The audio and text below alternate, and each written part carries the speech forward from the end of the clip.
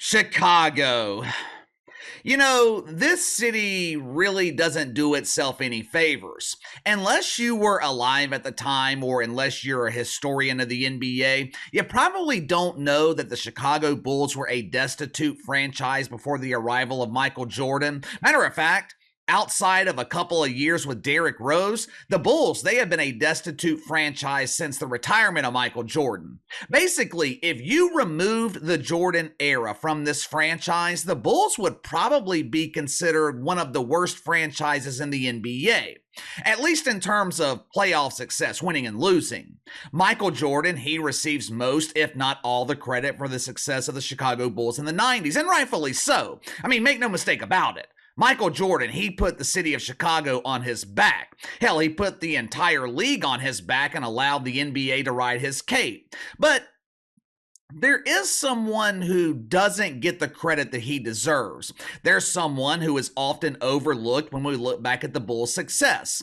People give credit to Scottie Pippen, Dennis Rodman, Phil Jackson, even some of the role players like Steve Kerr, John Paxson, Bill Winnington, Scotty Burrell, Horace Grant, BJ Armstrong, even some of the role players on those teams. They receive their proper share of the credit. But the one man who often gets overlooked was the architect of the team, Jerry Krause, the general manager of the Chicago Bulls while they were dominating the NBA. It's easy to say things like, well, anyone can win with Michael Jordan.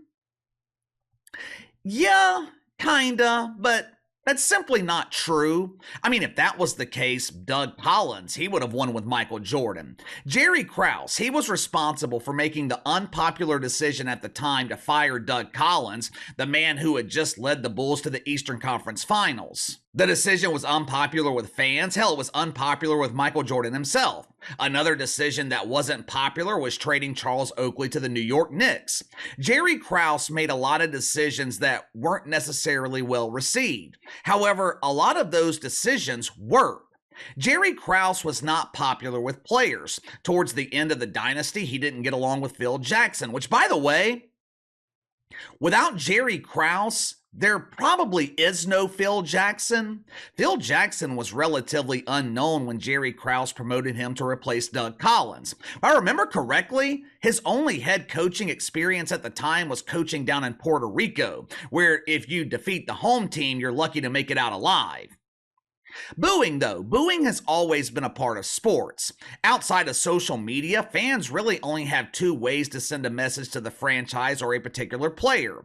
You can purchase tickets to the game and express your outrage by booing, or you can do what I'm currently doing with my Saints. You can refuse to support them financially and refuse to watch them on television.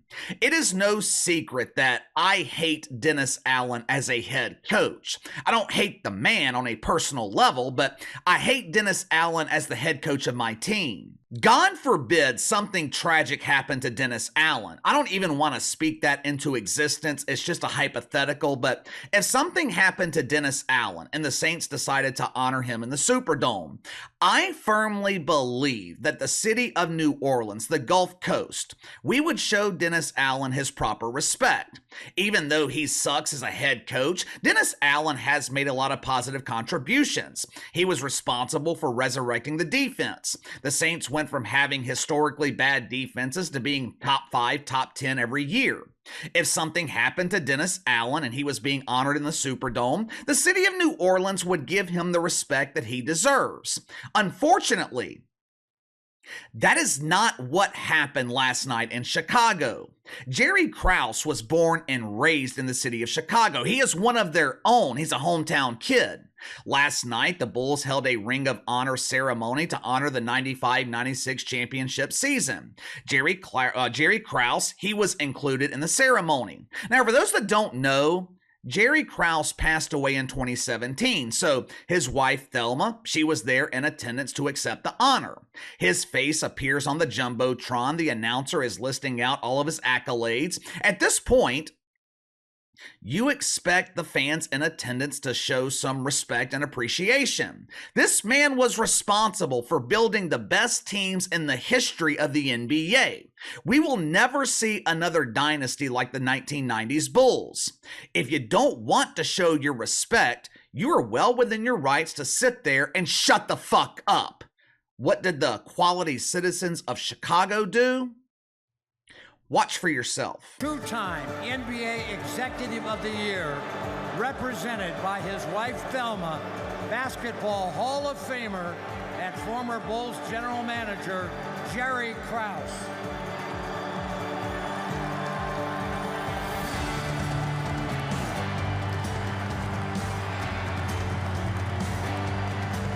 Disgusting. It's absolutely disgusting. Now, thankfully, there were some decent people in the arena that tried to drown out some of the booing. But to hear it that prevalent, there had to be thousands of people booing Jerry Krause. I'd be willing to bet most of the people booing, they were not even alive during his run. And if they were alive, they weren't old enough to know what the hell was going on. Absolutely disgusting behavior by the fans in Chicago.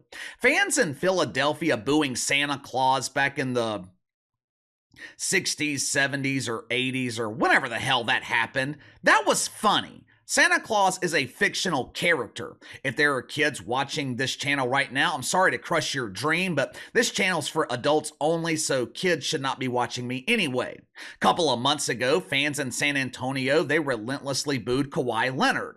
Remember Greg Popovich interrupted the game to chastise his own fan base for booing an opposing player? You guys remember that? Greg Popovich is a doofus. Spurs fans booing Kawhi Leonard, that's just part of the game. But what happened last night in Chicago, that was completely different. It was disrespectful, it was unacceptable, hell, it was bullshit. I mean, the man's widow comes to the arena to accept this honor. She's probably excited. I would imagine that she has been looking forward to this night since she was invited. She shows up to the arena smiling and she leaves in tears. If Jerry Krause was alive and he showed up to accept this honor and he was booed by fans in Chicago, I guess that would be one thing. I wouldn't necessarily agree with it. I wouldn't understand it. I mean, time is supposed to heal all wounds. It's been over 20 years since he was the general manager of the Bulls. I know people are still upset because he ended the dynasty early, ran Phil Jackson out of town. You can blame him for pushing Michael Jordan into early retirement. I don't think that should erase everything that he contributed to the franchise. Time is supposed to heal all wounds, but if Jerry Krause was there personally and a segment of fans wanted to boo him, fine. I mean, that's part of the game, but the reality is, he passed away 7 years ago. His wife was there to represent him. Family should always be off limits. You don't disrespect the wife. I don't know if his children were in attendance last night, but you damn sure don't disrespect the children. I don't care if they are adults now. To their mother, they're still her kids. There has been plenty of reaction to the behavior in Chicago last night. Bulls announcer Stacey King, he lectured his own fan base. Now, you guys know I'm not usually big on lectures, but I thought this lecture was appropriate. Stacey King called it the worst thing that he had ever seen in his life. I mean, it's hard to argue against that point. Normally, the media likes to exaggerate things. Hell, I'm guilty of doing it myself. But I don't think Stacey King is exaggerating here. I thought the best reaction, though, came from Steve Kerr. My boy, Stevie! Steve Kerr is no stranger to giving lectures during NBA press conferences. I mean, who could forget his passionate lecture on gun control a couple of years ago during the Western Conference Finals? One of my favorite Stevie lectures was when he spoke about the importance of defunding the police. That was a good one. And by the way, how's that working out in San Francisco? How's that working out in Seattle, Minneapolis? Normally, I'm in complete disagreement with Stevie Kerr, but lately, I find myself agreeing with him. A couple of weeks ago, he rightfully criticized the officiating in the NBA, something that's been a problem for years and somehow continues to get worse. Last night, Steve Kerr got behind the pulpit, delivered what I thought was one of his best sermons. Steve Kerr was a part of the championship team that was being honored last night. He is very familiar with the city of Chicago. Listen to his comments on the repugnant behavior last night. Absolutely shameful. I cannot believe I'm devastated for Thelma and for the Krause family. And you have to understand, when you hear boos, it's not all of them, right? So the fans who booed, they know who they are, and that's to me, it's absolutely shameful, and I'm devastated by that. What are we doing? Whether people liked Jerry or not, whether they disagreed with the decision to move on from whatever we're here to celebrate that team. Jerry did an amazing job building that team. Last night was all about the joy and the love that team shared with the city. And I'm so disappointed in the fans. Steve Kerr's right. Every fan in attendance was not booing, but it was a lot of them. Matter of fact, it sounded like the majority of them. Time and place. There is a time and place for everything. You don't go to a funeral and boo the casket. When I'm in my disguise and covertly attending Sunday morning services at Woke United Methodist, I don't boo Father Jalen Rose during his sermon. Even though I don't agree with it, even though I don't believe the religion, there's a time and place for showing that. That time and place isn't during the middle of church. During a time of celebration, a ceremony meant to honor a championship team from 30 years ago, with the architect of the team no longer being with us.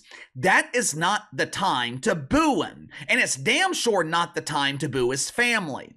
Thelma Krause, she is just as important to the contributions of her husband. She was the one making the ultimate sacrifice. Husband's on the road or stuck at the office most of the day and night. Who is at home raising the kids? Thelma Krause. She might not have directly contributed to the team, but her contributions to the household allowed her husband to contribute to the team.